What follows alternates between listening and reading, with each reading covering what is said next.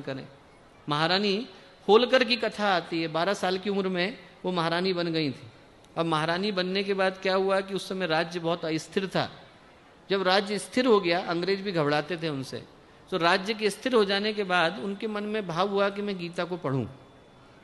तो उन्होंने अपने कुल पुरोहित को बुलाया और उनसे कहा कि ऐसा है कि आप मुझे रोज गीता का एक श्लोक सुना दिया करिए, और जो है मैं गीता का एक श्लोक सुनूंगी, उस पर चिंतन करूंगी, मनन करूंगी, गीता समझ में आ जाएगी।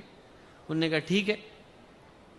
कुल पुरोहित आए और उनने सुनाना शुरू करा। उनने पहली सुनाई, बोले धर्म क्षेत्रे कुरुक्षेत्रे संवेता युयुत्सव माम कहा पांडवाश्चैव किम कुर्वत संजय। पहला श्लोक सुनाया गीता का। धृतराष्ट्र जो है संजय से पूछते हैं कि धर्म क्षेत्र में, कुरुक्षेत्र में मेरे बच्चे और पांडु के बच्चे युयुत्सु को मिलाकर के क्या कर रहे हैं बता। इतना उनका बोलना था। महारानी होलकर बोली कि देखिए मुझे गीता समझ में आ गई है, आप रुक जाइए, बस इतना ही मुझे जानना था। तो बोले साहब गीता तो अभी पूरी पड़ी हुई है, 699 श्लोक तो बाकी हैं, और जो ज्ञान है वो तो दूसरे अध्याय के बाद आना शुरू होगा, वहां से भगवान कुछ बोलना शुरू करेंगे।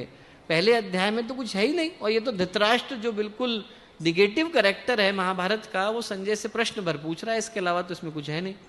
बोले नहीं, आप फिर से बोलिए। बोले धर्म क्षेत्र कुरुक्षेत्र। बोले बस यहीं रुक जाइए। बोले देखिए आप कह रहे हैं धर्म क्षेत्र कुरुक्षेत्र, और मैं सुन रही हूं क्षेत्रे क्षेत्रे धर्मम कुरु, जिसको जो क्षेत्र मिल गया है वो वहां पर धर्म करे। बोले मेरी दृष्टि में यही गीता है। तो दोस्तों, यदि हम में से हर एक के अंदर इतना भाव आ जाता है कि जितना हमारे को क्षेत्र मिल गया है, गुरुदेव ने युग सैनिक बना करके बिठा दिया है, सृजन सेनानी बना करके बिठा दिया है, वहां पर हम अपने दायित्व का भली भांति निर्वहन करते हैं, तो गीता हमारे अंदर आ जाती है और किसी धर्म की हमें आवश्यकता नहीं है।